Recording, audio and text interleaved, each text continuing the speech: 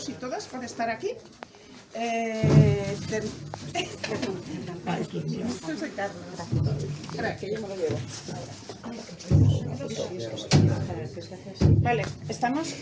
casi os lo voy a pagar y si lo necesitáis, ¿lo entendéis? Yo sí lo necesito seguro. Sí, vale, pues genial. Solo tienes que hacer así, flaco. Vale. Lleva una foto de Sí. Bueno, brevísimamente, porque a lo que habéis venido todos es a escuchar a María Tauset, a Carlos Forcadell y a Guillermo Fatás para presentar el libro publicado por la institución Fernando el Católico, Minerva duerme. ¿Cuántos siglos? 5 siglos de seres extraordinarios en Aragón. O sea que todos aquí con ellos y pasadlo bien. Gracias. Bueno, pues buenas tardes. ¿Se me oye? Pues si se me oye, casi prefiero hablar, porque los aparatos siempre complican la comunicación. Como dice Ana, vamos a presentar el libro Minerva duerme, 5 siglos de seres extraordinarios en Aragón. Yo voy a limitar, bueno, este libro se publicó hace unos meses ya en la institución Fernando el Católico. Yo me voy a limitar un poco a conducir el acto, hablará Guillermo Fatás después y luego le dejaremos el tiempo más amplio a la propia autora. Bueno, María, yo me he hecho una división del trabajo con la que no sé si ya está de acuerdo Guillermo o no, pero yo voy a hablar más de ella y pienso que él hablará de lo que quiera y además del libro. Entonces, bueno, María es una persona de saberes insólitos, pero construidos con muchas horas de trabajo de archivo y con una escritura muy cuidada. Estudió y se doctoró en la Universidad de Zaragoza con una tesis sobre brujería y superstición en Aragón en el siglo XVI, que fue publicada en la propia institución Federal Católico con el título más literario de Ponzoña en los ojos, que es un libro que bueno, se vendió, se agotó y luego lo reeditó en la editorial Turner, ya, ¿no? En una editorial de prestigio comercial. La propia institución Federal Católico había publicado su primer libro, puesto que estudió en Zaragoza, se doctoró en Zaragoza, etcétera, etcétera. Ya veinteañera, me parece que en el año 88, sobre un proceso de brujería abierto en 1591 por el arzobispado de Zaragoza. Ha sido profesora e investigadora de historia moderna, aunque siempre un poco desde lo que podríamos llamar los bordes de la academia, sin que eso tenga una fácil explicación, a la vista de la consistencia y de la originalidad de su obra, que tenga fácil explicación esa posición relativamente marginal en el mundo académico. Ha investigado, introduciendo una perspectiva antropológica, los mundos de las ideas y creencias religiosas, principalmente en relación con la magia, o la brujería, o la posesión demoníaca, para lo cual ha abordado temas muy diversos, alquimia, tarantismo, sanidad, herejías, reliquias, imaginarios del más allá, símbolos y alegorías, leyendas, mitos, literatura, cine, entreverando todo, y ha publicado una docena de libros en editoriales de prestigio como Siglo XXI, Marcial Pons, Abada, Turner, el CSIC, Palgrave Macmillan, dado a conocer en inglés su estudio sobre la magia urbana en Zaragoza, ha publicado en Cambridge University Press, en Roulette. Zaragozana de nacimiento y de vocación, es nuestra historiadora en la medida en que es zaragozana de nacimiento y de cierta vocación, puesto que nos visita con frecuencia. Es nuestra historiadora más internacionalizada, o creo yo, o una de las más internacionalizadas, para no decir de una manera tan taxativa lo de la más internacionalizada, así que uno de los más internacionalizados. Ha sido invitada regularmente, esto se lo pregunté un día, por universidades europeas y me hizo la lista, algunas sí que me sonaban, otras no. Ha sido, invitada regularmente en universidades como Oxford, Exeter, Edimburgo, Birmingham, Cork, la Sorbona, l'École Normale, Tübingen, Berlín, donde conoció y trató en 1915 a Nathalie Zenon Davis, 2015. En 2015 a Nathalie Zenon Davis, Trier, Ámsterdam, Amberes, Ginebra, Budapest, Innsbruck, norteamericanas como la de Virginia, donde fue profesora invitada en 2 ocasiones, y creo que hasta en Melbourne. O sea que ha hecho el giro. Por eso se puede sostener que es una de nuestras historiadores modernistas más internacionalizadas en este sentido. Por eso extraña, y he hecho antes una pequeña alusión, la marginación o ausencia en nuestro mundo universitario de una historiadora atenta a temas insólitos, misteriosos, enigmáticos, imprevisibles, una mujer que transita entre 2 mundos, entre la vida cotidiana, la sorpresa y el prodigio, como Mary Poppins, a cuya magia, leyenda y mito le dedicó un espléndido ensayo interpretativo publicado en Avada en el año 18, que presentó aquí mismo, y muy atenta a la circunstancia de que su autora, Pamela Travers, fuera una escritora experta en historia de las religiones, la autora de Mary Poppins. De modo que relaciona situaciones, hechos, tiempos, miradas, perspectivas muy diferentes, y eso le proporciona a su obra una dimensión creativa, además muy cuidada literariamente, como he dicho. En el origen de este libro, y acabo, se encuentra, bueno, creo yo, ya lo recordará también, una conversación desprevenida, espontánea, en la que surgió la idea de recoger en un libro un conjunto misceláneo de estudios y artículos que habían recogido investigaciones que había hecho ella sobre diversos espacios en Aragón. Y el resultado es esta Minerva duerme, un libro que encierra una visible coherencia, tanto historiográfica como biográfica de su autora, y en la que se relaciona lo sagrado y lo profano, los espacios reales imaginarios, la realidad y la leyenda, los lenguajes y el mundo a lo largo de 5 siglos de esos seres extraordinarios a que hace referencia el subtítulo, que son seres concretos que poblaron los lugares reales de Aragón, como que desfilan por aquí, como Cosuenda. Estas historias pasan en Cosuenda, en Bolea, en el campo de Cariñena, en Pozán de Vero, en la Fresneda, en Lécera, en Beceite, en Vera de Moncayo, en el Valle de Tena, en Sariñena, en Fraga, en Tosos y en algún lugar más. Santa Engracia. En Santa Engracia. Sí. Y bueno, y acabo, hay que agradecer a María Tauset que nos haya ofrecido gratis et amore esta edición, que como su primera publicación aparece en las colecciones editoriales de Instituto Nacional Católico. Este libro en su conjunto recupera pasados olvidados, significados y experiencias que solo pueden ser reconstruidos desde una sólida formación de historiadora, un paciente trabajo de archivo y una escritura pulcra y cuidadosa. Aquí hay una especie, está recogida en esta miscelánea, una suerte de galería de prodigios en el tiempo y en el espacio en Aragón. Ya le paso la palabra a Guillermo cuando quiera. Muy bien.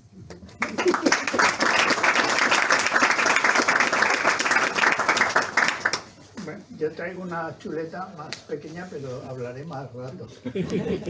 Hasta que no me dé por debajo de la mesa María y yo no me callo.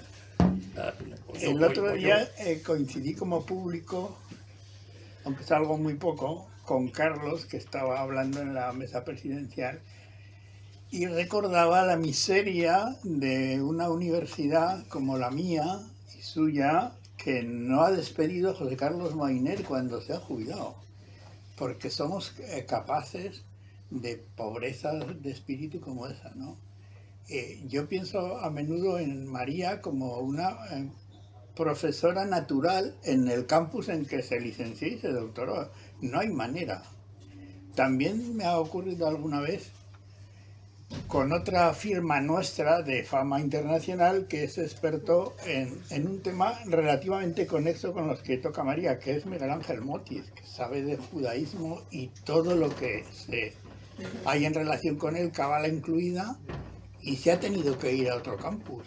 O sea que estas miserias yo creo que a mí me dan fuerza. O sea, me ponen de mal humor y las hormonas que sean me dan energía.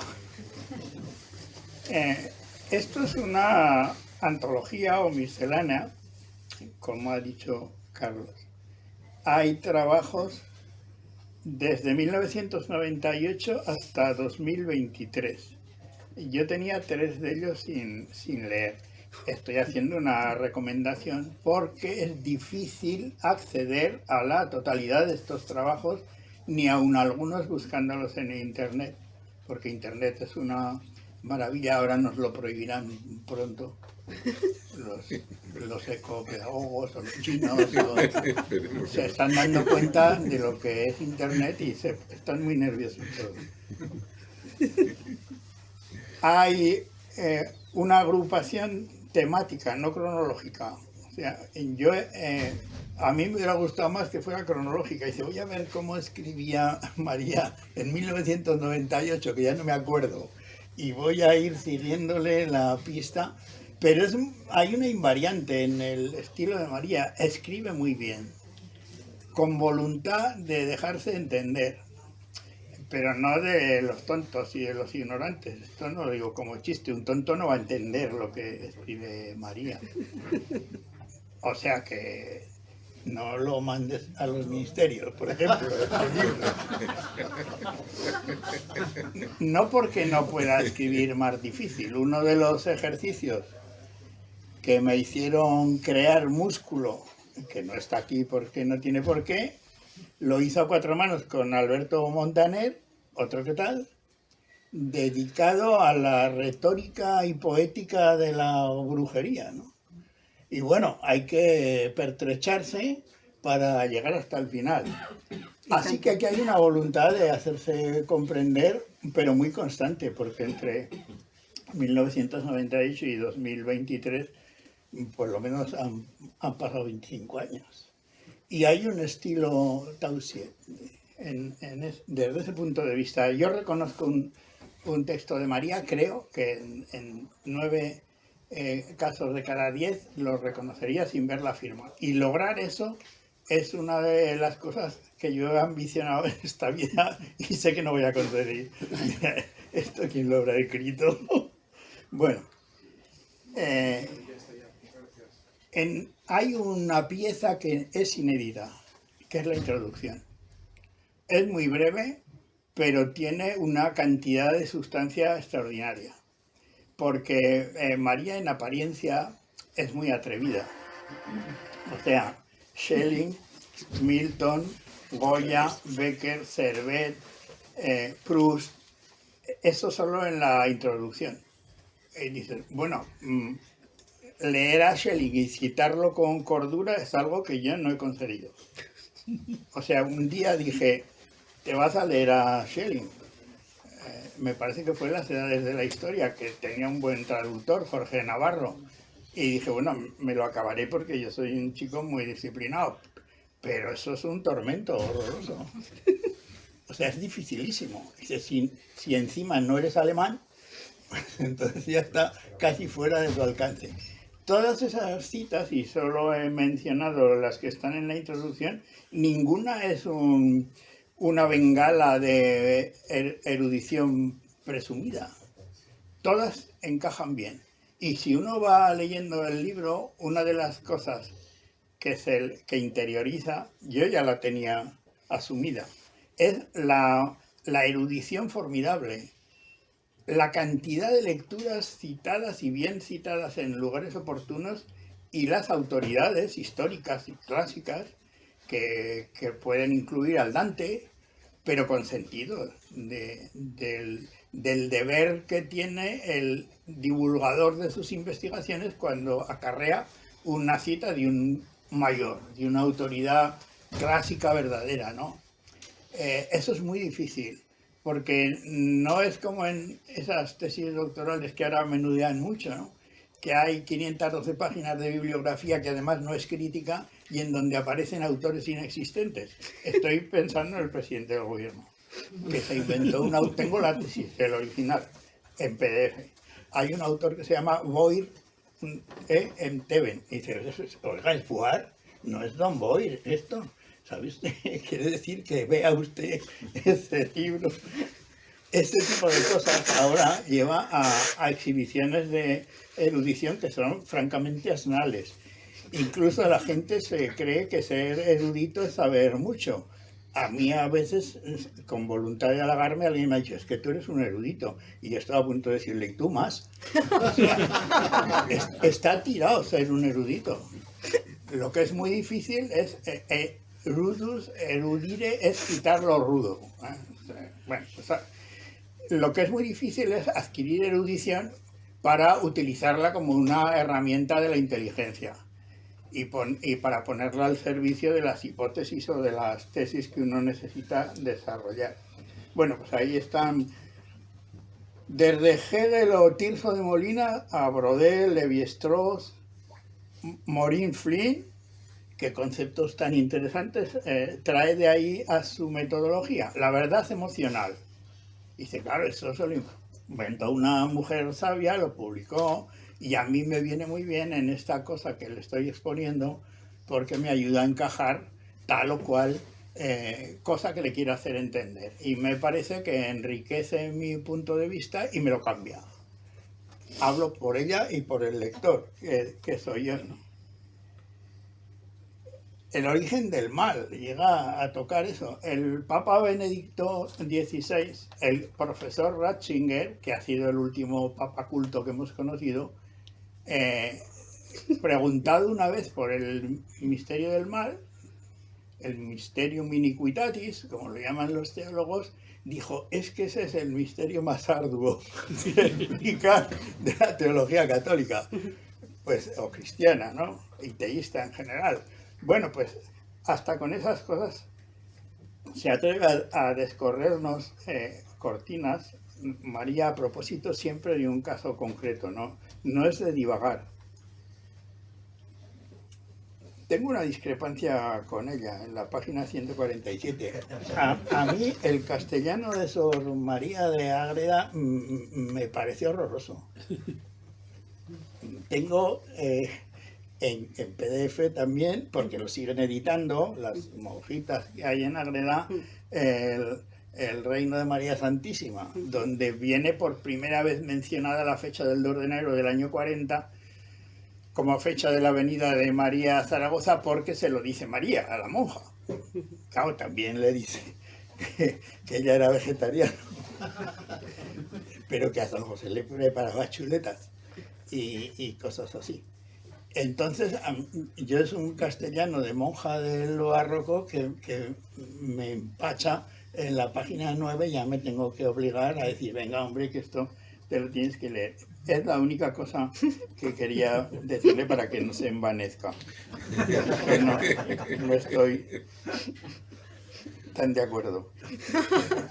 Y hay otra pieza que es la última, la 14ª, que es la entrevista que le hace a un venerable mosén de pueblo, a don Ricardo Benedet, en el 16 me parece, pero hay un cuestionario de 101 preguntas al que ese sacerdote rural se somete, como no, porque María, si no, te amenaza con un ensalmo y te quedas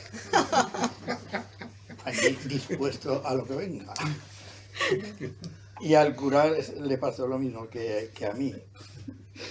El cuestionario, aunque deduzco que trae origen de muchas opciones formativas, antropológicas, psicológicas, históricas, tiene preguntas que deben de ser de elaboración propia. Pregunta 23. ¿Se llevan unos muertos a otros? Dice, ¿a quién se le ha ocurrido esto? Dice, a María Tauset. Incluirlo en un cuestionario. ¿Son algunas personas más inmortales que otras? Yo no sé, pobre cura. Esta es la 50. La 90 es preguntar si en el más allá hay erotismo.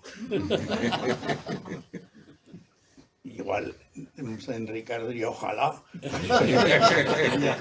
No contesto eso, no sé. Esa no la contesto. No.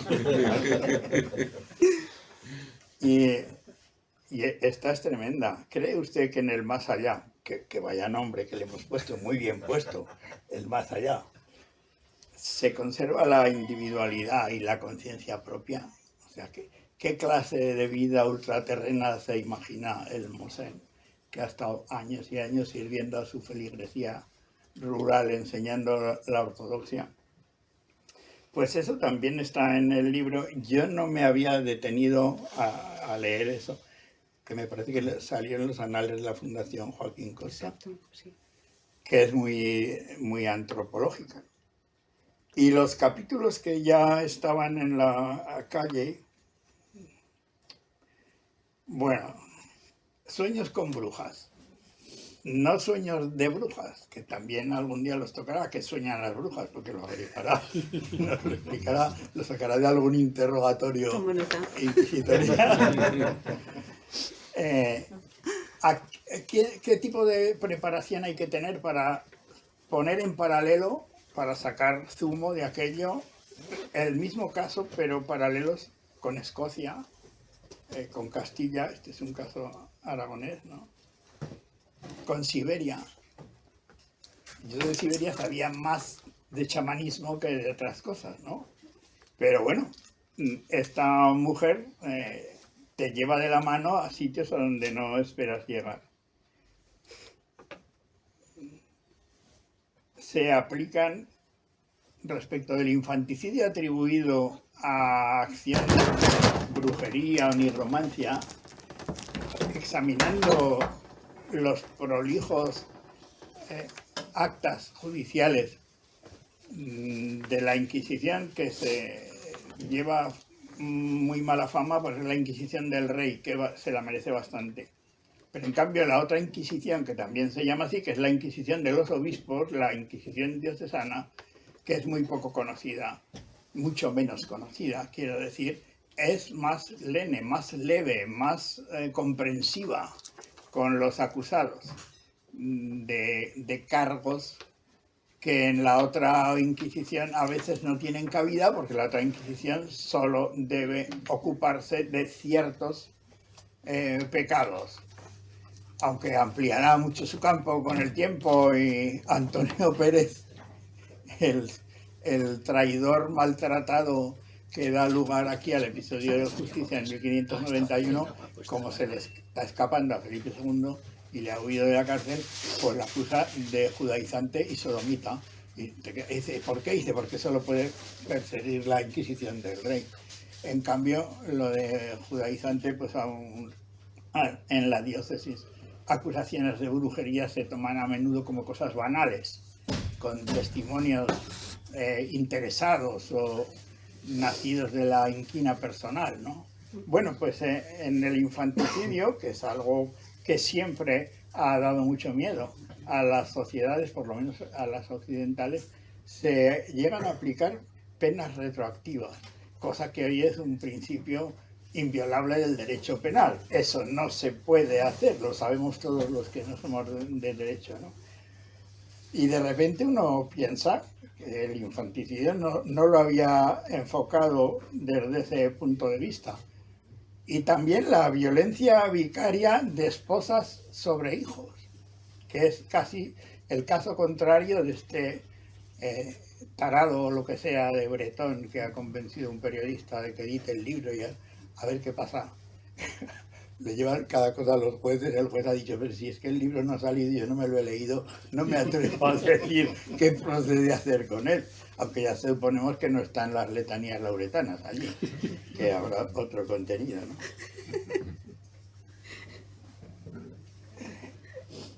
Bruja, no se sabe bien de dónde viene. Pero ya de muy antiguo, y desde luego en el diccionario de autoridades está, que sirve para aludir a una rapaz nocturna. Igual que hay mochuelo y búho y lechuza. Por cierto que la lechuza de Minerva, que aquí Antonio le ha puesto varias de la mano de Goya, Antonio Tausiet me refiero, no es un mochuelo, según los no es una lechuza, es un mochuelo, según los expertos que han analizado la taxonomía de los bichos, pero claro, el mochuelo de Atenea queda un poco risible. Yo lo voy a seguir llamando lechuza por si acaso.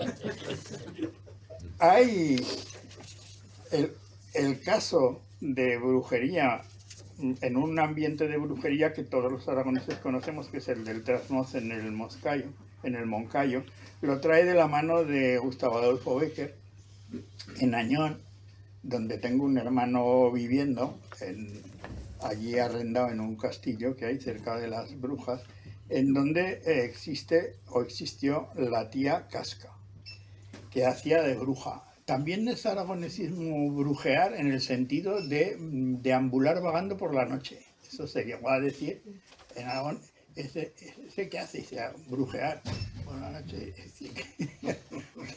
Pero la palabra bruja no sé yo si tiene un estudio y esto de brujear y tal, yo por darte idea. ¿No? Esto me lo va a apuntar, sí. Bueno, hay una etimología presunta del latín que a mí me parece muy mal traída y otra del celta, que incluye el BR, ese grupo, y aún hay palabras en gaélico que se pueden relacionar con esa etimología, pero es otro regalo a María para que me siga queriendo. En ese caso de Añón, y cierro con esto, trae a relucir, como lo que les he dicho antes de los sueños con brujas. Yo sueño con brujas. A veces es un sueño erótico, y no porque una bruja sea guapa o atractiva, sino porque el tipo parece un gerontofílico. Sí, bueno, esto es culpa tuya, yo no he llegado tan lejos. Dice, la sueño y le veo las piernas y va sin ropa y no sé qué. Dice, ¿pero quién es? La tía Mengana que va por ahí, pero si tiene 500 años, es una cosa arrugadísima y tal. Pero bueno, hay gente que es así.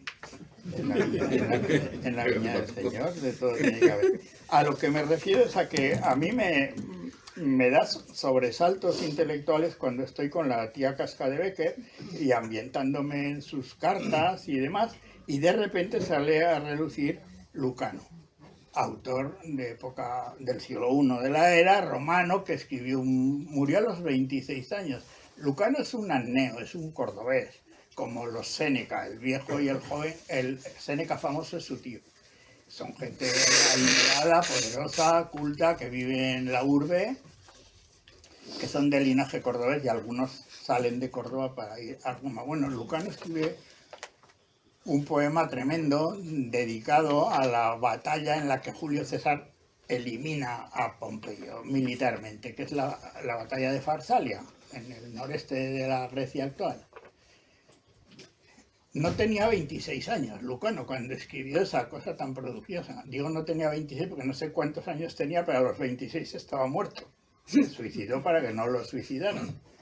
Y hay allí una bruja que los de mi oficio conocemos bastante bien y que es la bruja más temible y horrenda de la que yo haya oído hablar nunca. Pero claro, eso, yo que me creo que sé tantas cosas, resulta que María lo sabe también, y saca a relucir a Ericto. Ericto es una bruja traída a Lucano, solo para leer eso, espero que no me odien. Le tienen miedo los dioses a Ericto, además de que es horrorosa y fea, infunde un pavor invencible incluso a los olímpicos, que procuran alejarse cuando la ven acercarse. Y en esa batalla la describe Lucano, en fin, que sí que da miedo leerlo. En latín aún da más miedo. Hay cosas que no las entiendes bien y dices, oh, esto debe ser tal y cual. Y antes, es una mujer que no hay otra, yo no conozco otra. A lo mejor en la antigüedad mesopotámica hay alguien así, pero estos crímenes de siniestra ralea, la feroz Ericto los había condenado como excesivamente piadosos. Y había derivado sus inmundas prácticas hacia nuevos ritos. Para ella, en efecto, es un sacrilegio poner su fúnebre cabeza bajo techado de una ciudad o en un ambiente hogareño. Habita por eso las tumbas abandonadas. Y gracias a los dioses del Erebo, ocupa los túmulos tras la expulsión de sus sombras, que son, claro, los espíritus de los muertos que están por ahí vagando y que dan tanto miedo a los romanos. Oír las asambleas de las criaturas silentes, conocer las moradas estigias y los arcanos del subterráneo Plutón, no se lo impiden los dioses celestes, ni el hecho de que esté aún viva, no se sabe desde cuándo está viva, marca el rostro de esta impía una escualidez repugnante y pútrida, y su cara, desconocida del cielo sereno y terrible por su lividez estigia, se inclina bajo el peso de unos cabellos desgreñados. Si un nimbo y unos negros nubarrones ocultan las estrellas, entonces esta mujer sale fuera de las desnudas tumbas a la caza de los rayos nocturnos. Cuando está todo completamente oscuro. Y al pisarlas va agostando las semillas de la mies fecunda, o sea, es todo horroroso lo que hay alrededor. Y con su aliento echa a perder las brisas saludables. O sea, pudre el aire que se respira, ¿no? Ni dirige ruegos a los celestes, ni llama en su auxilio a los dioses, entonándoles súplicas, ni conoce los ritos propiciatorios. Se goza en colocar sobre los altares de los dioses llamas funerarias y los granos de incienso que ha robado a los fuegos de las piras de los muertos. Cualquier abominación se la conceden los celestes a los primeros ruegos que les eleva, pues tienen miedo de escucharla por segunda vez. O sea, esto es como la ministra portavoz. Otra vez no, por favor, son los dioses escondidos. Lo que hace con los muertos, que es lo que viene aquí a colación de las ensoñaciones de Becker vistas por María, es que los resucita momentáneamente. Cuando los cadáveres quedan guardados en los sarcófagos, donde se desprende el humor interior y eliminada ya la corrupción de la médula se endurecen, entonces se ensaña ávidamente contra todos los miembros, hunde sus manos en los ojos, se goza en extraer los globos helados y roe las lívidas excrescencias de la mano desecada. Acostumbra a romper con sus dientes el lazo y los nudos mortales, o sea, los tendones, y por ahí, a desgarrar los cadáveres que cuelgan de la horca, a raspar las cruces de los crucificados, a arrancar las vísceras batidas por las lluvias y las médulas recocidas por su exposición al sol. Suele robar el clavo que atraviesa las manos de los crucificados. O sea, esto es tremendo. Los de Harry Potter y por ahí. Total, esta mujer resucita a los muertos y les hace hablar y deponer. Y en la batalla de Farsalia hay un pobre soldado que ha muerto y está el hijo de Pompeyo mirando todo aquello y aparece Ericto, el otro no sabe qué cara poner, y a un cadáver le dice: tú levántate, ¿quién eres? Dime. Es un soldado pompeyano, de los partidarios del hijo de Pompeyo, que está allí mirando, ¿no? Y el otro se pone a soltar cosas espantosas que nadie quiere oír, ¿no? Pues no la voy a comparar con Ericto, pero saca de los armarios todas esas toneladas de sucesos extraordinarios y algunos estrambóticos. Y el último es que es casi convecino mío, que es el de un fraile Jerónimo, que trabajaba en Santa Engracia. Santa Engracia es un monasterio exento de jurisdicción episcopal porque era del obispo de Huesca. Se lo dio Alfonso I: hombre, ayúdame a echar a los almorávides estos. Y bueno, pues te ayudo con una hueste. ¿Y tú qué me das a mí? Pues Santa Engracia con toda su huerta. Y hasta época de don Casimiro Morcillo, que gloria haya, eso ha seguido siendo diócesis de Huesca. Cosa que le valió a don Juan Moneva para cambiar de domicilio a la calle San Clemente y ser diocesano del obispo de Huesca para no aguantar al cardenal Soldevila, contado por él, que era el arzobispo de Zaragoza. Pues allí, como era un monasterio jerónimo, estaban exentos de toda jurisdicción que no fuera la del rey o la de su propia orden. Y ahí hay un alquimista que tenía que tener calle en Zaragoza, un fraile, pero que acaba procesado porque le acusan de que fabricaba reales de A8, o sea, que era monedero falso.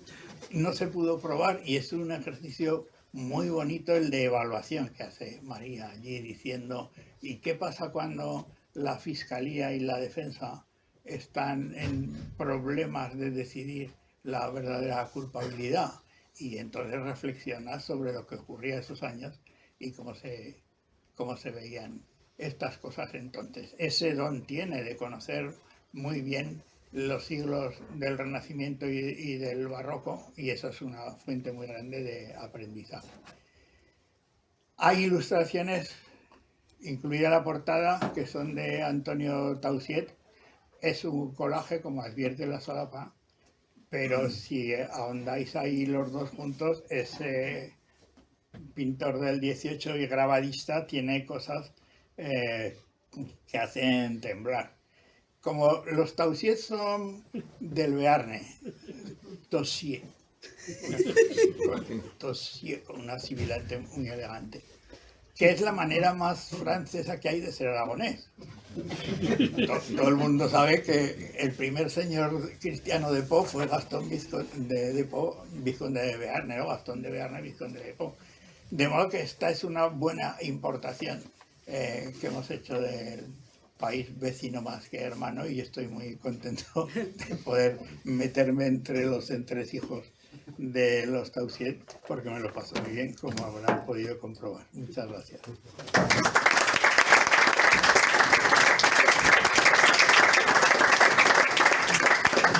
¿Quieres micro tú? Sí, sí. Muchas gracias. Sí, sí. Bueno, yo es que no se me oye muy bien con mi voz débil. Buenas tardes a todos. Tenía aquí apuntado muchas gracias a Carlos Forcadell y a Guillermo Fatás por haber leído este libro con tanta atención e interés y por todos sus comentarios, pero es que me he quedado de piedra, vamos, con las palabras de Guillermo. Muchísimas gracias, de verdad. O sea, increíble cómo lo has leído. Bueno, como sabéis quienes me conocéis bien, doy una gran importancia a los títulos, vamos, es una obsesión, mejor dicho, y también a los principios en general. Así que quería empezar por hablar un poco del título y de la cubierta del libro. Ya que se trataba de reunir una serie de ensayos sobre lo que durante mucho tiempo se consideraron seres irracionales, tanto reales como fantásticos, brujas, magos, herejes, beatas, alquimistas, endemoniados, atarantados, demonios, duendes, tarántulas, etc. Y ya que se trataba de Aragón, me inspiré en la famosa sentencia de Goya sobre el sueño de la razón, sobre la imaginación, que produce monstruos, pero también maravillas. Minerva, la diosa romana de la razón y la sabiduría, es quien duerme aquí, rodeada de monstruos y maravillas. Y si no fuera porque en esta tierra topamos a menudo con la Virgen del Pilar, una de las maravillas de la cubierta sería una representación de María en su famosa columna, pues un capítulo del libro está dedicado a su aparición o venida en César Augusta en el año 40. Bueno, ya se habla incluso de la fecha, ¿no? El día 2 de enero. Otros monstruos o maravillas, su calificación es completamente subjetiva, que emergen en el sueño de Minerva son, además del gato, tenía apuntado búhos, lechuzas o mochuelos, y los murciélagos de Goya. Pero aparte de eso, en el collage, una bruja, por orden, de arriba abajo, Satanás cayendo del cielo como un rayo, Miguel Servet, que hace la función de lince, no está mal, y una tarántula. Como se explica en la primera solapa del volumen, la ilustración de cubierta es un collage realizado a partir de 2 grabados del siglo XVIII, y aprovecho para agradecer en público a Antonio Tausiet, aquí presente, esta pequeña gran obra de arte. Creíamos que era un secreto, pero no era tan secreto.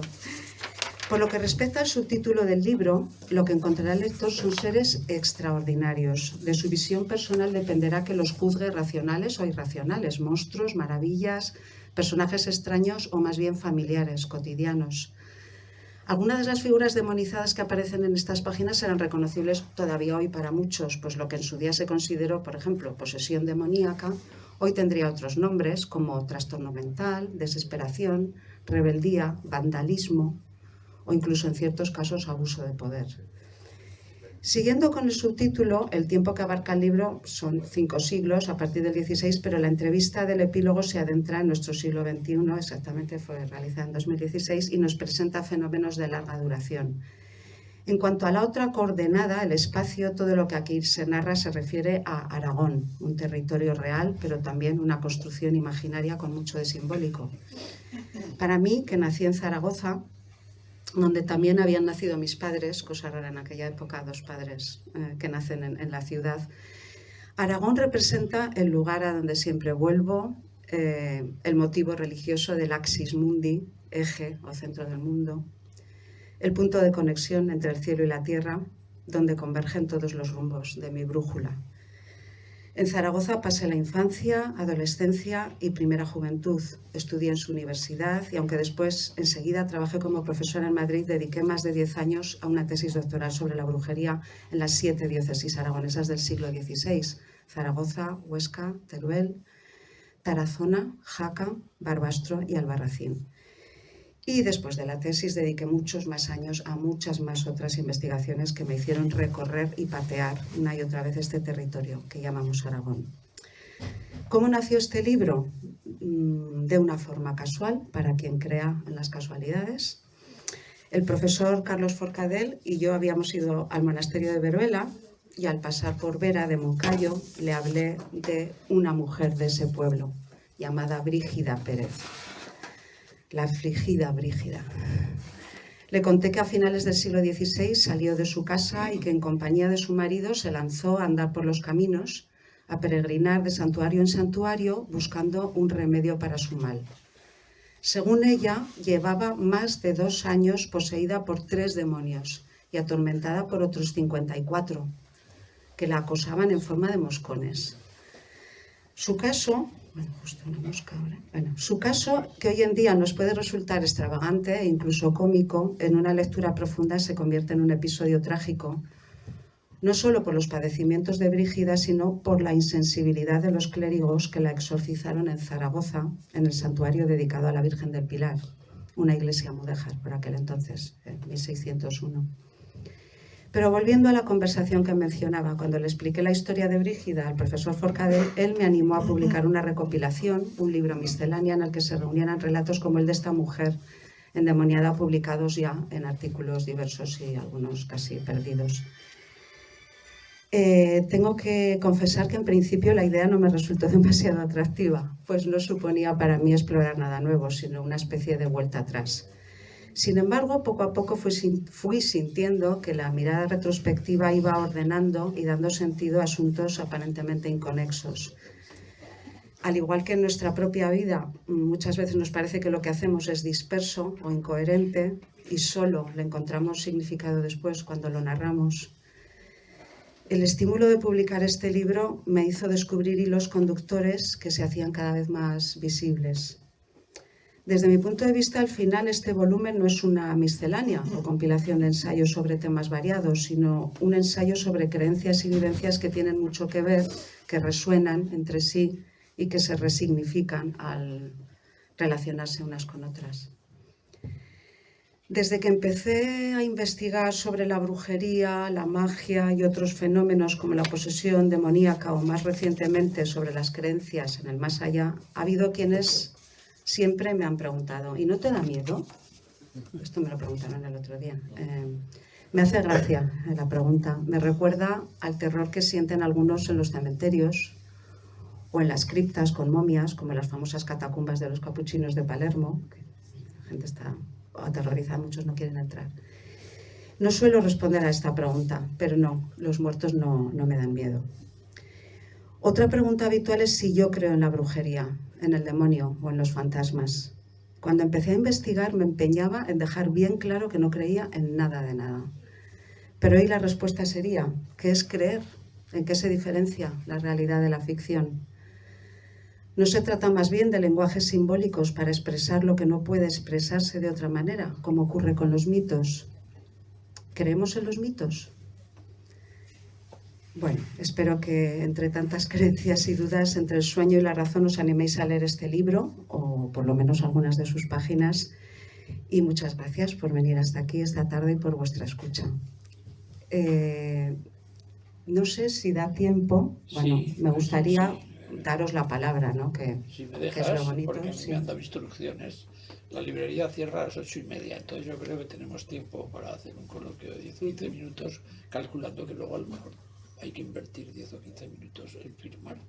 Ah, Entonces, sí, para que cierren en su horario normal, que es lo que corresponde, pues yo creo que podemos hacer un turno de intervenciones, de opiniones, de preguntas, o sea que tenemos tiempo. Lo que quiero decir, yo si había acaso- pensado, sí, quizá leer unos parrafitos como se hacen las presentaciones de libros, ¿no? Pero bueno, mejor habláis vosotros y si da tiempo leemos luego los parrafitos. Preguntas, ya verás, habrá Así tiempo que- para los parrafitos, Sí. ya verás.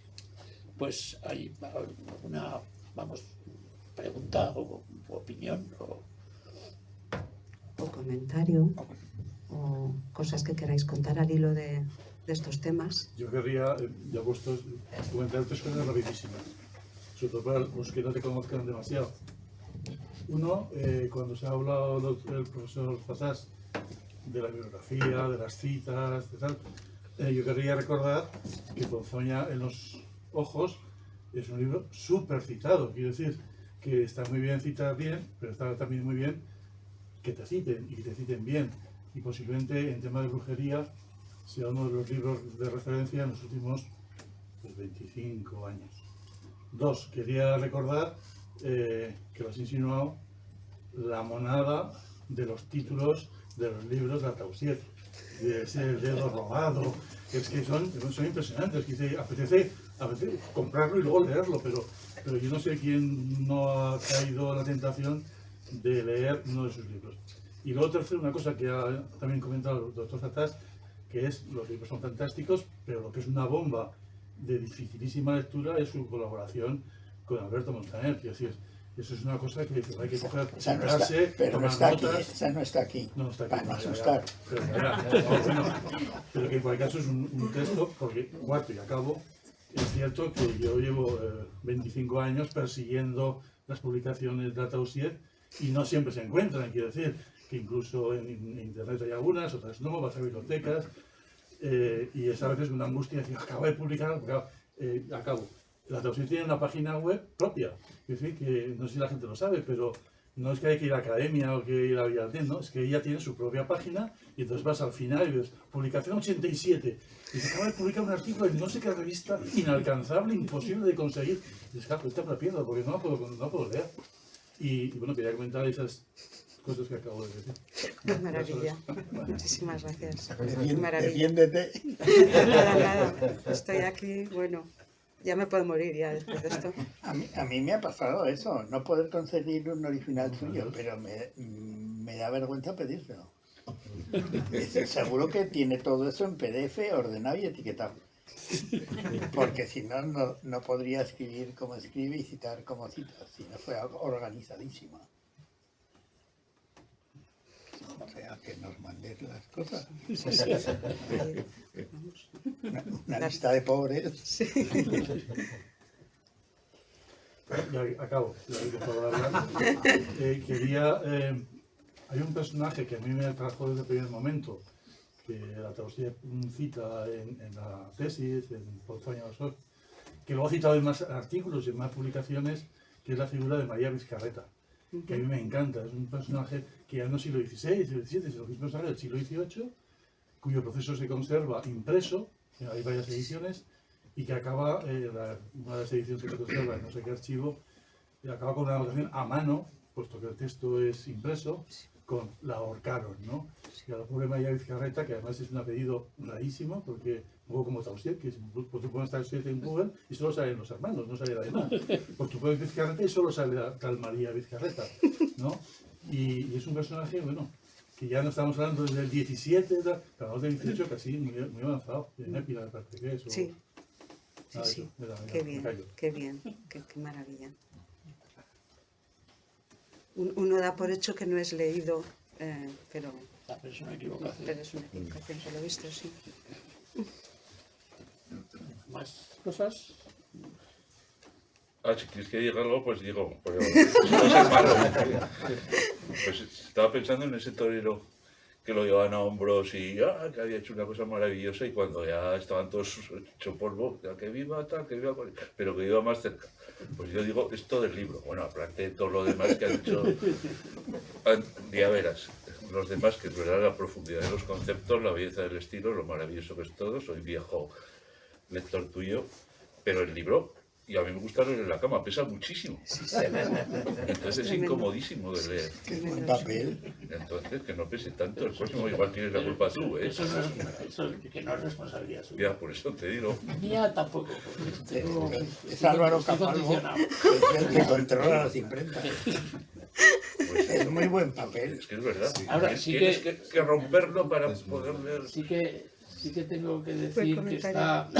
está colgado en la red y pregunté por curiosidad. La semana pasada te dije, ¿no? Sí, Porque te informan de las consultas que ha habido, ¿no? Y había habido unas 600, de las cuales 400 habían bajado el libro entero y 200 habían consultado, habían sido consultas. Pero claro, es que estamos en un mundo que yo a veces como aficionado a editor casi me hace pensar de que el libro en papel, que sí que muy bien, que nos gusta mucho a todos, pero se lo han bajado 400 personas. Cuidado, en Latinoamérica, en no sé dónde, porque el chisme ese, el logaritmo te dice... Algo que Es un ¿Y cuántos te han leído los de Javín, de los que habla Claro, María? eso no he mirado, pero por ejemplo 400 es una burrada. Es una burrada, lo que es la edición es mucho menos, claro, en una editorial pública no hace... Entonces dices, pues... Y yo confieso, yo tengo, de muchas obras de mi interés, tengo el doblete. Y al de papel le puedo hacer todo eso que dicen que no hay que hacer, hacerle orejas, subrayarlo con lapicero, pues, se lo hago siempre. Pero el PDF es fantástico, sobre todo para quien no puede pagar, o para quien vive allí rodeado de una mara de El Salvador. Yo he visto que las cifras de bajar el texto completo son muy altas en Latinoamérica. Claro. En México se va a la cabeza, después Argentina, además ves dónde se hace. Y las revistas, en el caso concreto de la institución, la del Archivo de Filología Aragonesa, es que cada vez que sale un número, las bajadas son centenares de miles. Claro. Pues eso igual que Sor María de Ágreda, que estaba a la vez en Ágreda y en el Perú. de donde la bilocación. La bilocación, exactamente. Y el que habéis publicado de Roda, ¿tienes algo? Sí, bueno, son 2 tomos. 2 tomos así. Sí, pero ese todavía no está colgado. Eso es muy complicado. Pero se colgará pronto, claro, porque no tiene sentido. Nos vale más. Pues si hay más cosas, si quieres, leemos lo que tenías previsto leer. Bueno, lo que dé tiempo, y si nos Estamos aquí a gusto, me lo no se dejas mueve nadie. para no Con abrir vuelta, este. ¿eh? Sí, Está todo sí, subrayado. a ver, página 21. Si no aburrimos al personal. No, Bueno, no sé, es que en realidad, como Guillermo ya lo ha dicho todo, pues ahora lo que iba a leer ya, Ahí tengo una marca. ya de está, una ya está página que dicho. he leído. Ya está dicho. A ver, No a ver, sé, venga, o sea, léelo. No, esto ya está dicho. Vamos a la siguiente. Es que... A ver.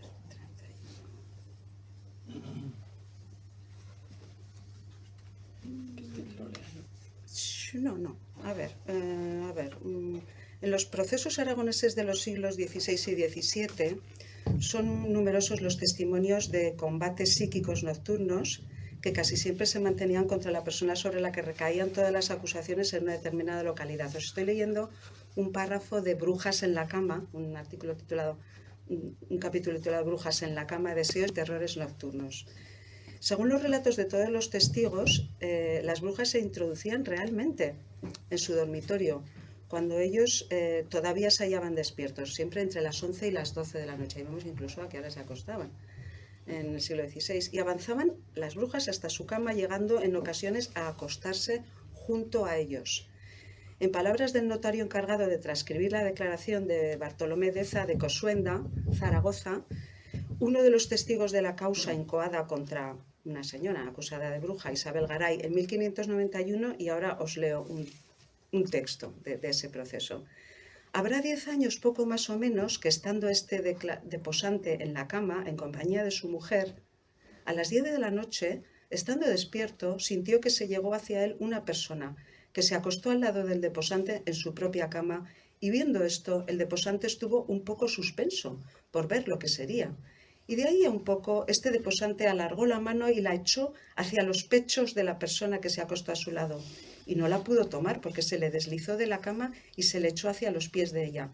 Y luego volvió el deposante a echar la mano y acertó a tomar del brazo a aquella persona que se le había puesto al lado, a la cual tuvo fuertemente. Y luego aquella persona echó su otra mano a la del deposante para hacer fuerza y librarse de la mano del deposante. Y con la fuerza que hizo se le soltó al deposante. Y luego que estuvo suelta y libre, habló. Y él dijo: «Candía, bellaca, ¿y qué fuerza que tienes?». Y entonces el deposante conoció en la voz que era la dicha Isabel Garay la que había hablado.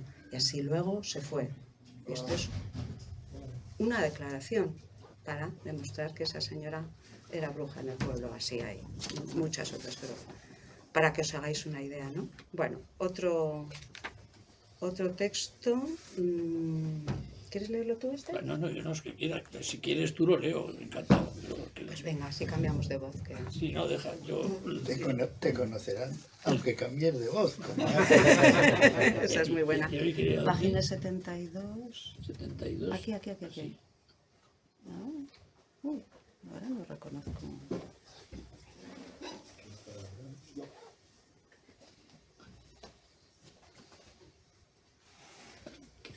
Quizá esto.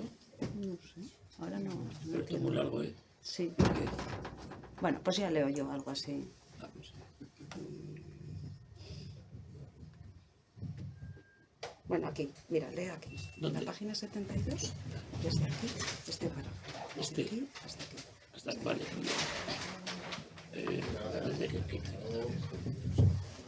Pese a su aparente irracionalidad, el discurso de la brujería posee una lógica interna asociada a una determinada visión de la realidad.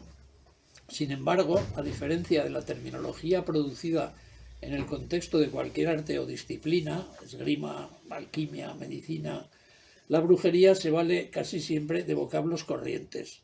Ello no implica que su comprensión sea más fácil, sino que por el contrario, como ocurre con el lenguaje religioso, al no tratarse de términos específicos, tendemos a interpretar literalmente muchas expresiones comunes cuyo sentido figurado apunta a otra parte. Así, por ejemplo, del mismo modo que en el lenguaje de la mística la muerte alude a un periodo de prueba o purificación, en el contexto de la brujería el vuelo no solo remitía al hecho físico de trasladarse por el aire, sino a determinados estados de conciencia diferentes a los habituales, como los de quienes sueñan frente a los de aquellos que permanecen despiertos. ¿Hasta aquí? Sí. Bueno. Venga, y lo último, que no queremos aburriros, solo para que os hagáis un poquito de idea de cómo es el libro, ¿no? Por eso se le dice a alguien que Sí. está volado. Sí. Ahora lo llaman viaje, Hablando en no. con el fentanilo.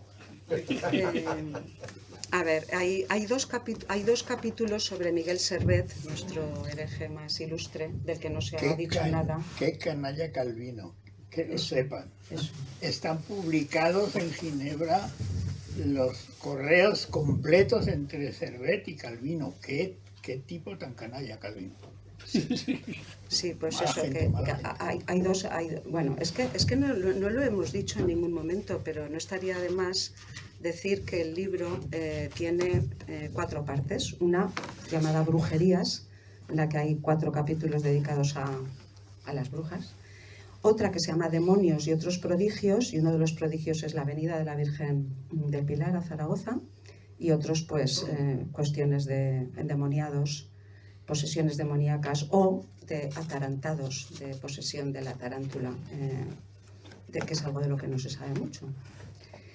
Y luego hay otra parte del libro, la tercera, hay 3 partes en el libro, que se titula Heterodoxias, y entonces ahí se habla de ilustres herejes o heterodoxos aragoneses, y ahí se dedican 2 capítulos a Servet, Miguel Servet, y uno al alquimista, porque, hombre, la alquimia era considerada desde algún punto de vista como una herejía. No es estricto, pero bueno. Y luego otro capítulo a un hereje, bueno, a un anglicano que también se consideraría hereje desde el punto de vista católico, aragonés ilustre, que es Antonio Gavín, que acabó en Virginia, bueno, en la colonia de Virginia. Entonces, volviendo a Servet, hay un capítulo dedicado al propio Servet, que es mucho más conocido en esta ciudad como médico, y con el Hospital Miguel Servet y la escultura que hay ahí, y por lo de la circulación de la sangre, que como teólogo. Yo hablo de él desde el punto de vista de teólogo. Y luego hay otro capítulo, como ha dicho ahora Guillermo, sobre la relación entre Calvino y Servet y el duelo de insultos que se lanzaron. Insultos religiosos, porque había el concepto de insultos religiosos, pero insultos al fin y al cabo. Entonces, viendo al primer capítulo sobre Servet, el Servet teólogo, os voy a leer también, como he hecho antes, un parrafito mío y un parrafito de Servet, en este caso. En su ardiente defensa del espiritualismo, tanto los llamados alumbrados como Servet iban a abogar por una libertad interior sin límites, entendida como reflejo de la libertad divina. Del mismo modo que para Dios no existía ningún impedimento, para el hombre plenamente desarrollado, la facultad de obrar libremente constituía sin duda la mejor garantía de su iluminación espiritual. En palabras del filósofo aragonés, o sea, del propio Servet. Dios actúa en nosotros para que podamos obrar libremente. Él hace que podamos entender, querer y proseguir. Él nos quita los obstáculos de Satanás, siempre dispuesto a ponernos trabas. Él, una vez propuesta la verdad, nos ilumina la mente con frecuencia para que la comprendamos. Y una vez propuesto el bien, nos mueve el corazón para que lo deseemos. Del mismo modo que Adán obraba libremente, hace Dios que la libertad ocupe su lugar en nosotros. Aún nos queda el espíritu de la deidad innata. Aún hoy sigue inspirando Dios en nosotros al alma partícipe de deidad, una luz divina innata a todo hombre. Y aquí lo dejo. Muy bien, pues si os parece, damos por finalizada la presentación. Ah,